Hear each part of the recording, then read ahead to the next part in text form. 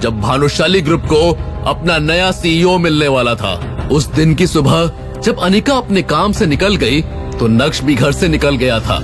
नक्श के दादाजी ने उसे सुबह ही कॉल करके बता दिया था कि आज उसकी ज्वाइनिंग है और उसकी सेक्रेटरी नंदिता ऑफिस में उसका इंतजार करेगी। नक्श ने अपना स्कूटर उठाया और हवा से बात करते हुए भानुशाली ग्रुप के ऑफिस की तरफ निकल पड़ा था। भानुशाली ग्रुप का मेन ऑफिस सूरत की सबसे पॉश लोकेलिटी में था। नक्श के मन में एक बात और खटक रही थी। इतनी बड़ी कंपनी का सीईओ होकर वो एक स्कूटर चला रहा था, इसलिए नक्श ने तय किया कि वो अपना स्कूटर ऑफिस के बाहर रोड के सामने की तरफ पार्क करेगा। अभी नक्श अपने स्कूटर को लेकर आगे बढ़ ही रहा था कि तभी एक लग्जरी कार अचानक से आई और उसने नक्श के स्कूटर को ठोक दिया। What is happening here? टक्कर इतनी जोर से हुई और स्कूटर का टायर भी टेढ़ा हो गया था। लग्जरी कार पर भी डेंट आ गया था, लेकिन गलती नक्श की नहीं थी। खैर अब क्या, अब तो तमाशा होने ही वाला था। अरे अरे यार, खून निकल रहा है। अबे अंधे घोड़े, इतनी बुरी तरह से मेरी गाड़ी को ठोक दिया। अरे इसका नुकसान कौन भरेगा? दिखता नहीं है तुझे? ये इससे पहले कि वो लग्जरी कार के ड्राइवर से कुछ कहता, अचानक से उस कार का दरवाजा खुला और नक्श को शिवानी के दर्शन हुए। शिट! सड़क पर देखकर नहीं चला सकते क्या? उस लड़की की टोन बहुत खराब थी।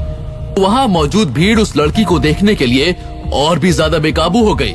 सभी लोग फुसफुसाने लगे। ये लड़की कितनी खूबसूरत है यार, कौन सी फिल्म की स्टार है? सही मायनों में जब नक्श की नजर उस लड़की पर पड़ी तो नक्श के चेहरे का एक्साइटमेंट देखने लायक था। शिवानी तुम? अरे नक्श, तुम यहाँ क्या कर रहे हो? वाह, क्या कोइंसिडेंस है। नक्श भी आज ही सीईओ की कुर्सी पर बैठेगा और शिवानी भी आज ही अपना कॉन्ट्रैक्ट साइन कराने आई। शिवानी और भानुशाली ग्रुप के बीच अब एक नया रिश्ता बनने जा रहा था। ऐसे में भला नक्श शिवानी के साथ इस हादसे को लेकर बहस कैसे कर सकता था? इसलिए नक्श पूरी तरह से खामोश हो गया। 2 दिन पहले शिवानी ने न्यूज़पेपर में पढ़ा था कि भानुशाली ग्रुप के मेन सिक्योरिटी गार्ड को दिन में अचानक से कार्डियक अरेस्ट आया और उसकी मौके पर ही मौत हो गई। इसलिए कंपनी अब एक जवान सिक्योरिटी गार्ड रख रही है। क्या वो नक्श है? मन ही मन ये सोचते हुए एक बार फिर से शिवानी ने नक्श की ओर देखा और मुंह बनाने लगी। नक्श, तुम्हें देखकर चलाना चाहिए ना। देखो, मेरी कार डैमेज हो गई। तुम तो इसका पैसा भी नहीं भर सकते, है ना? सी? शिवानी अपनी लग्जरी कार पर आए स्क्रैचेस और डेंट्स देख रही थी और ये सब देखकर उसका दिल भर आया था। कल ही तो शिवानी ने नई कार ली और आज पहली बार जब कार बाहर निकली तो उसका कल्याण हो गया। शिवानी की बात पर नक्श की तरफ से कैसा रिएक्शन आने वाला है? क्या नक्श अपनी गलती मानेगा या फिर शिवानी के साथ बहस करने लगेगा? अगर शिवानी उसे पैसे भरने के लिए बोलेगी तब नक्श क्या करेगा? क्या नक्श आज शिवानी को दिन में तारे दिखाएगा? क्या होगा जब भानुशाली ग्रुप के ऑफिस में शिवानी नए सीईओ के तौर पर नक्श से मिलेगी? क्या नक्श मैम्बू अंकल या अनिका के कजिन से मिलेगा? अगर नहीं तो नक्श ने उसके लिए क्या प्लानिंग कर रखी होगी? ओह माय गॉड, ये लड़का हमारी कंपनी का सीईओ है। इसको सीईओ का मतलब भी मालूम है। मुझसे कोई गलती नहीं हुई है। ये रहे वो सारे डॉक्यूमेंट्स जो मुझे हर्षवर्धन सर ने पर्सनली नए सीईओ के लिए दिए थे, और ये रही उनकी फोटो।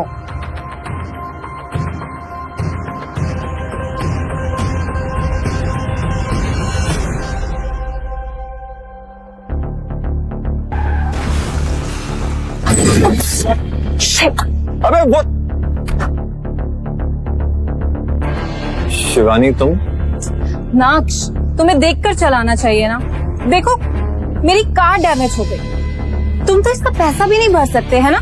जब नक्श ने शिवानी की बात सुनी तो वो पूरी तरह से चौंक उठा और सरप्राइज टोन में बोला, ये कैसी बातें कर रही हो तुम शिवानी? बल्कि तुम्हारी गाड़ी ने मेरी गाड़ी से टक्कर मारी, देखो कितना नुकसान हुआ मुझे भी। इसकी भरपाई कौन करेगा? और तभी नक्श ने देखा कि ब्लू कलर का सूट पहने एक आदमी 2 सिक्योरिटी गार्ड्स के साथ उनकी तरफ बढ़ रहा था। ये सब क्या हो रहा है यहाँ पर? जब विपुल ने अपनी आंखों के सामने ये सारा सीन देखा तो सबसे पहले तो वो शिवानी को वहाँ देखकर चौंक गया। अरे शिवानी तुम? मैंने सोचा था कॉन्ट्रैक्ट साइन करने के लिए तुम कुछ ही दिनों के बाद आओगी, मैंने एक्सपेक्ट नहीं किया था तुम इतनी जल्दी आ जाओगी। विपुल की बात सुनकर शिवानी के चेहरे पर भी मुस्कान आ गई थी। वो काफी जेंटल और पोलाइट लग रही थी, लेकिन नक्श के सामने उसका एटीट्यूड पूरा अलग था। इससे पता चलता है कि शिवानी नक्श को छोटा समझती थी। विपुल, आई एम सॉरी। देखो ना, मेरे यहाँ आते ही क्या हो गया। क्या तुम इस मैटर को सॉल्व करने में मेरी हेल्प करोगे प्लीज? जैसे ही शिवानी के मुंह से ये शब्द बाहर आए, वैसे ही विपुल के दिल में कुछ होने लगा। अचानक से उसके मन में सेंस ऑफ रिस्पॉन्सिबिलिटी का ख्याल आने लगा। और किसने तुम्हें यहाँ स्कूटर चलाने की परमिशन दी? कहाँ स्कूटर चला जाएगा, कोई बताएगा मुझे? और यहाँ कोई बोर्ड लिखा है कि यहाँ स्कूटर नहीं चला सकते, तो गाड़ी को भी नहीं आना चाहिए ना? अरे सब आपके सामने, आपको दिखाई नहीं दे रहा है? इनकी गाड़ी तेजी से आई और मेरी गाड़ी से टकरा गई। देखो मेरा कितना नुकसान भी हुआ, इसकी भरपाई कौन करेगा? गलती इनकी है, मेरी नहीं है। और तुम मुझे ज्ञान बांट रहे हो? मुझे कुछ देखना नहीं है, मैं कुछ देखना ही नहीं चाहता। इम्पोर्टेड कार जब रोड पर चलेगी तो इस खटारा स्कूटर से टकराएगी। हाँ, तुम ही जाकर भिड़े होंगे उससे ताकि तुम्हें स्कूटर का कंपेंसेशन मिल जाए। तुम्हें तो कुछ नहीं हुआ और तुम्हारा स्कूटर यहाँ मरा पड़ा हुआ है। इससे पता चलता है कि तुम जानबूझकर टकराए हो। अब ज्यादा बकैती झाड़ने की जरूरत नहीं है। विपुल, ये वो नया वाला गार्ड तो नहीं है जो तुम हायर करने वाले थे? अगर ये ऐसा है तो मुझे डर लग रहा है कि बहुत सारे लोग इससे ऑफेंड होने वाले हैं। अचानक से विपुल को याद आया कि 2 दिन पहले ही उन्होंने न्यूज़पेपर में एक सिक्योरिटी गार्ड की एड निकाली थी। विपुल की नजर नक्श के खटारा स्कूटर पर गई। ये सब देखकर विपुल को भी लगने लगा कि नक्श ही वो सिक्योरिटी गार्ड है जिसे आज से ज्वाइन करना था। मैं ऐसे लोगों को काम करने की परमिशन नहीं दूंगा। शिवानी, तुम बिल्कुल फिक्र मत करो, मैं अभी से नौकरी से निकालता हूँ। ओए बच्चू, यहाँ से उल्टे पैर रवाना हो जाए। अब यहाँ पर कोई जरूरत नहीं है तुम्हारी। You are fired. निकलो, चलो निकलो यहाँ से। भानुशाली कंपनी की इमेज खराब करने की जरूरत नहीं है। निकलो यहाँ से, निकलो। नक्श को समझ ही नहीं आ रहा था कि आखिर ये सब हो क्या रहा है।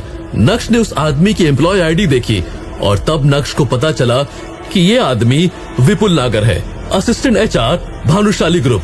और इसी के साथ मन ही मन सोचने लगा, भानुशाली ग्रुप ने कैसे कैसे लोग कंपनी में भर रखे, मतलब कोई तमीज ही नहीं है बात करने की। एक सेकंड, मैं निकल जाऊंगा, लेकिन बस आप मुझे ये बताइए, मिस्टर विपुल नगर, असिस्टेंट HR। नागर मिस्टर विपुल नाग गर। हाँ, गर। मैं बस ये जानना चाहता हूँ कि तुम्हें अथॉरिटी किसने दी एक HR होके भानुशाली कंपनी के किसी भी एम्प्लॉय को फायर करने? बस ये बता, मैं निकल जाऊँ। भीड़ को अब मजा आने लगा था और फुसफुसाहट का दौर भी शुरू हो गया था। नक्श का सवाल सुनकर विपुल के चेहरे के तोते उड़ गए थे। वाकई में विपुल के पास किसी को भी फायर करने की कोई अथॉरिटी नहीं थी। लेकिन इससे पहले कि विपुल कुछ बोलता, शिवानी ने बीच में टोकते हुए कहा, अच्छा, तुम कह रहे हो कि विपुल के पास तुम्हें फायर करने की अथॉरिटी नहीं है? ओके, बट हेड HR के पास तो है। वेट। नफरत की नजरों से शिवानी ने नक्श की ओर देखा और तुरंत ही अपना मोबाइल बाहर निकाला और कुछ टाइप करने लगी। काम हो जाने के बाद शिवानी के चेहरे पर शातिर मुस्कान नाच रही थी। अरे, what the hell is this? 5 minute से भी कम समय के अंदर सूट पहने एक औरत भानुशाली ग्रुप के ऑफिस से बाहर आई। उस औरत को देखकर ऐसा लग रहा था जैसे वो करीब 40 से 45 साल की होगी। वो औरत भानुशाली ग्रुप के पब्लिसिटी डिपार्टमेंट की हेड HR नैनिका थी और साथ ही साथ वो शिवानी की चाची भी थी। समझे दोस्तों? तो शिवानी की चाची की वजह से शिवानी को भानुशाली ग्रुप के साथ कॉन्ट्रैक्ट साइन करने का मौका मिल रहा था। शिवानी ने तुरंत ही अपनी चाची के पास जाकर उनका हाथ पकड़ लिया और उनके कान में कुछ फुसफुसाने लगी। नैनिका ने सीधा कड़क अंदाज में बोली, क्या तुमने इसकी कार को टक्कर मारी है? जल्दी से सॉरी बोलो और यहाँ से दफा हो जाओ, वरना मुझे पुलिस को बुलाना पड़ेगा और फिर वही ये मामला हैंडल करेंगे, समझे?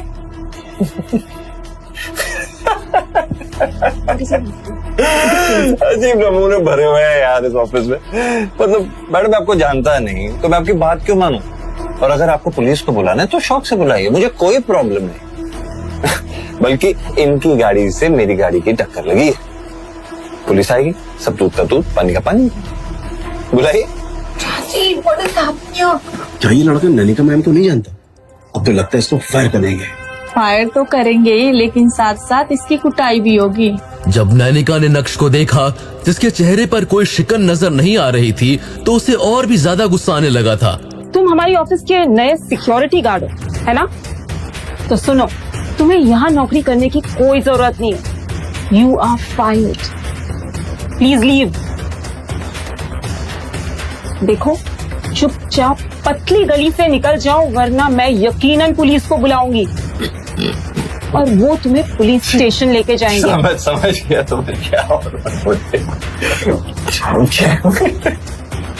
मुझे लगता है इस ऑफिस में अरे नमूने, अरे ना के तो तुम्हारी बिरादरी की निकली।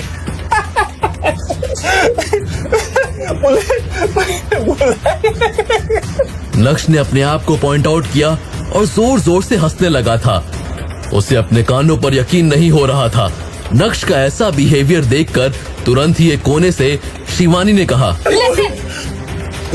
तुम्हें इंसानी भाषा समझ में नहीं आती क्या? या फिर तुम इतनी ढीठ हो? चिपकू कहेंगे। तुम्हें पता है, तुम मेरे लिए इतने अनलकी हो। आज मैं कॉन्ट्रैक्ट साइन करने वाली थी और तुम्हारी वजह से मेरा नुकसान हो गया, और उस नुकसान को भरने के तुम्हारे पास पैसे भी नहीं है। सी हाँ, और अब ये लोग तुम्हें जाने को बोल रहे हैं और तुम जा भी नहीं रहे हो। तुम चाहते क्या हो? I said get out from here. मुझे तुम्हारी ये शक्ल दोबारा नहीं देखनी। Get lost.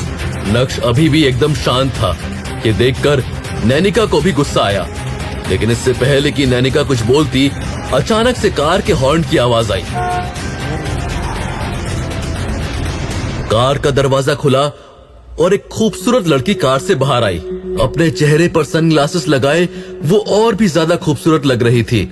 उस लड़की के कदम सीधा नक्श की तरफ बढ़े और नक्श के करीब जाकर उसने हल्का सा झुकते हुए कहा, सॉरी सर, वो एक्चुअली मैं कंपनी की नई सीजनल एनुअल रिपोर्ट्स बनाने में लग गई थी और मुझे समय का जेन्युइनली पता नहीं चला। I am really sorry sir, please forgive me. उस लड़की की बातें सुनकर नक्श को अंदाजा हो गया था कि यही उसकी पर्सनल सेक्रेटरी नंदिता है। सर, एक्चुअली मैंने एक्सपेक्ट नहीं किया था कि मुझे इतना ज्यादा ट्रैफिक मिल जाएगा। सॉरी सर, आगे से ऐसी गलती दोबारा नहीं होगी। जब भीड़ ने यह सीन देखा तो वो भी पूरी तरह से स्टंट रह गए थे। सिक्योरिटी गार्ड को भला सर कौन कहता है?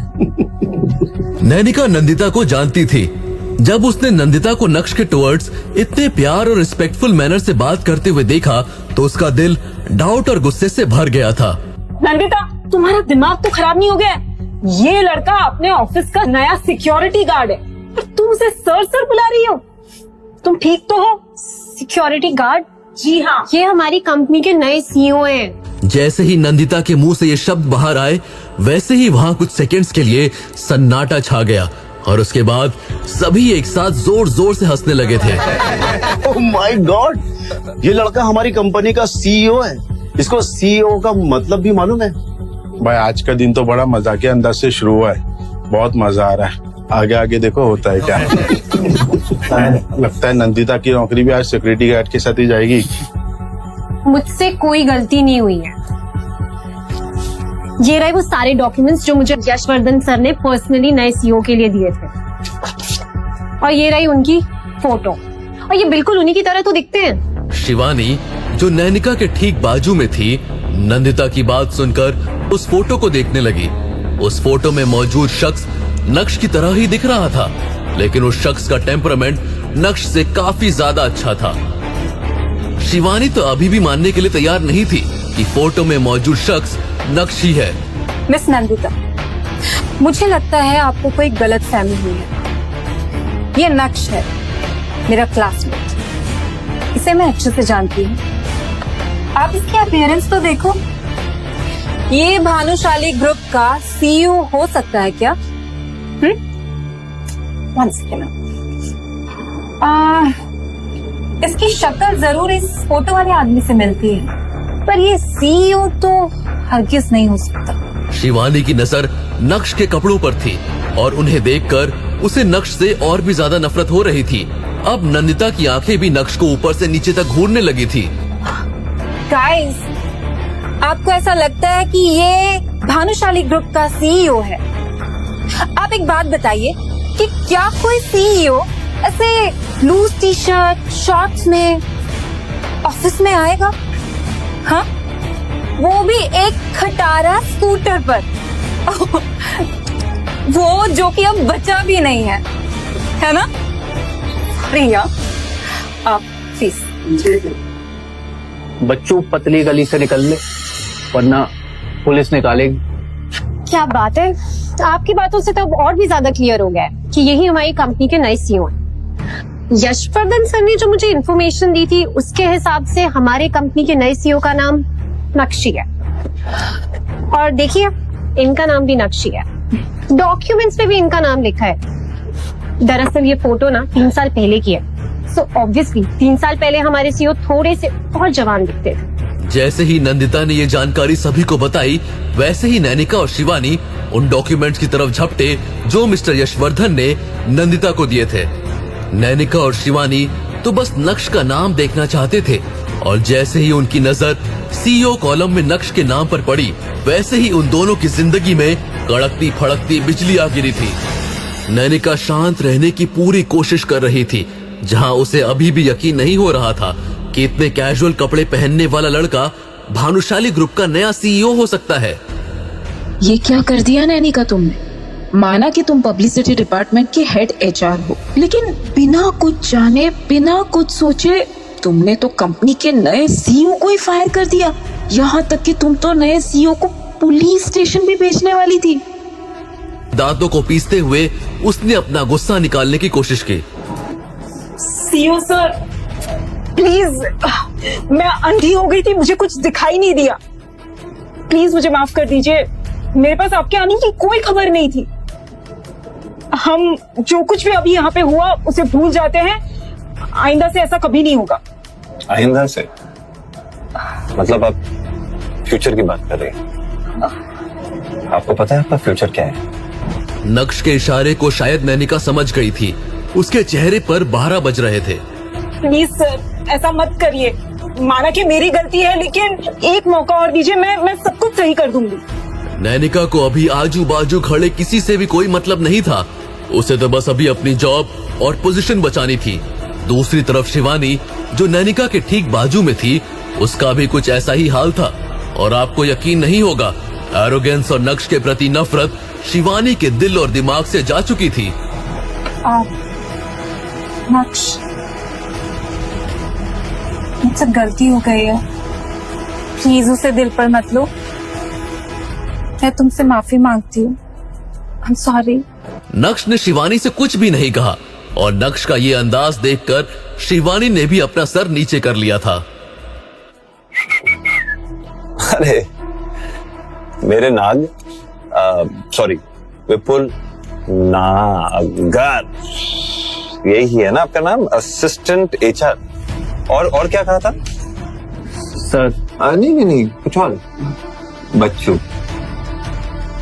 ऐसे इस बच्चू को भानुशाली ग्रुप ऑफ इंडस्ट्रीज की बहुत चिंता है, लेकिन ये बच्चू ये भूल गया कि किसको फायर करने की इनकी हैसियत है और किनको नहीं। फिर मैं सिखा देता हूँ। Sorry sir, sorry. You are fired. Sorry sir. Naksh ने रजनीकांत की तरह अपना रूप दिखाया और ये रूप देखकर सभी की सांसें अटक गई थी। नंदिता के साथ नक्श के कदम भानुशाली ग्रुप के ऑफिस की तरफ बढ़ने लगे थे। नैनिका और शिवानी भी नक्श के पीछे पीछे बढ़ने लगे। सिर्फ एक विपुल ही था जो अब पूरी तरह से अकेला रह गया था। उसे यकीन नहीं हो रहा था कि पलक झपकते ही वो ग्राउंड जीरो पर पहुंच गया था। ऑफिस में काम कर रहे लोगों को देखकर भी लग रहा था कि ये किसी बड़ी कंपनी के एम्प्लॉयज हैं। जैसे ही नक्श अपने कैबिन में पहुंचा, वैसे ही उसके दिल ने राहत की सांस ली। इसमें कोई शक नहीं कि क्यों भानुशाली ग्रुप सिर्फ सूरत ही नहीं बल्कि पूरे गुजरात में फेमस है। इस कंपनी का ऑरा, इस कंपनी का कल्चर, डेकोरेशंस, इंटीरियर्स, वाह जब नक्श को भानुशाली ग्रुप से बेदखल किया, उसके बाद से नक्श ने कभी भी इस तरह के हाई एंड ऑफिस में कदम नहीं रखा था। मन ही मन इस नाम को और भी आगे ले जाने की कसम खाते हुए उसका दिल और भी ज्यादा खुश हो गया था। क्या कुछ और तुम लोग के पास है कहने के लिए? ये बोलते हुए नक्श ने कुछ डॉक्यूमेंट्स देखना शुरू कर दिए थे। नक्श की बात सुनकर शिवानी और नैनिका एक दूसरे को देखने लगे। नैनिका ने शिवानी को कंफर्टिंग लुक दिया और बोली, सर आज जो कुछ भी हुआ उसके लिए I am really very sorry. बस वो शिवानी को कॉन्ट्रैक्ट साइन करना है तो आप प्लीज देख लीजिए। कॉन्ट्रैक्ट साइन करना है और मुझे नहीं पता कौन सा। नक्श भूलो मत, मैं यहाँ कॉन्ट्रैक्ट साइन ही करने आई थी। शिवानी ने अपने होंठ दांतों में दबाए और उसके खूबसूरत चेहरे पर एक अननेचुरल स्माइल आ गई थी।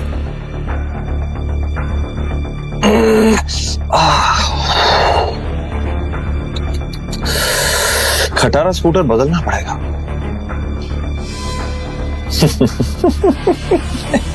जब नैनिका ने नक्श की इस हरकत पर गौर किया तो उसके दिल में कुछ तो होने लगा था। शायद नैनिका को पता चल गया था कि मामला उनके हाथ से फिसलता जा रहा है। तुरंत ही नैनिका बोली, सर ये कैसा रहेगा? आप जो भी पनिशमेंट देना चाहते हैं उसे मैं एक्सेप्ट करती हूँ, बट प्लीज शिवानी के कॉन्ट्रैक्ट को कैंसिल मत। बस बस बस बस, मुझे अच्छी तरह पता है, क्योंकि जिन लोगों को इस मैटर के बारे में नहीं पता है उनको तो यही लगेगा ना कि मुझे यानी इस कंपनी के नए सीईओ को अपने लोगों को बुली करना अच्छा लगता है ना? क्या कहा था तुमने? You get out. Oh my God, तुम्हें अपने कंपनी का सीईओ ही नहीं पता है कि कौन है ना? ये तुम करते क्या हो यहाँ पे? ये बोलते हुए नक्श जोर जोर से हंसने लगा कि तभी सीईओ के कैबिन पर नॉक हुआ। सेक्रेटरी नंदिता के कदम कैबिन के अंदर बढ़े और उसने नक्श के करीब जाते हुए कहा, सर वो जवेरी खानदान से नवीन जवेरी आए हैं, बोल रहे हैं कुछ बिजनेस प्रपोजल के सिलसिले में आपसे बात करनी है। वो एक्चुअली भानुशाली ग्रुप के साथ कोई कनेक्शन बनाना चाहते हैं, प्रपोजल भी साथ लेके आए। तो अगर आप अभी बिजी हो तो मैं उन्हें कुछ देर इंतजार करने के लिए बोलूं? जैसे ही नक्श ने नंदिता के मुंह से नवीन जावेरी का नाम सुना, वैसे ही मैम्बू अंकल का चेहरा उसके सामने आ गया और वो पूरी तरह से इरिटेट हो गया। उस बेवकूफ को जल्द से जल्द यहाँ से रवाना करो और जावेरी खानदान को अच्छी तरह इन्फॉर्म करो कि अगर उन्हें भानुशाली ग्रुप ऑफ इंडस्ट्रीज के साथ बिजनेस करना है, कनेक्शन बनाना है, तो फिर उस बेवकूफ को दोबारा यहाँ नहीं भेजे। Am I clear? और हाँ, एक और बात, जावेरी खानदान की तरफ से कौन मुझे मिलने आता है इसके बारे में मुझे पहले इंफॉर्मेशन मिलनी चाहिए। उस इंसान को अगर मुझे मिलना है नहीं मिलना, ये मैं डिसाइड करूंगा। मुझे उनके साथ कनेक्शन बनाने में कोई प्रॉब्लम नहीं है, बस I should be inform. Alright sir. You can leave. और सुनो, यस सर। जैसे मैंने कहा ठीक वैसे ही कहना, word to word. Okay sir. You can leave. Thank you sir. Out out. Sure sir. Naksh ने तो नंदिता को ये मैसेज दे दिया था, लेकिन दूसरी तरफ मैम्बू अंकल भानुशाली ग्रुप के ऑफिस के मेन हॉल में बैठकर अपनी मां कल्याणी के हाथों से एक नई कार लेने का सपना संजो रहे थे।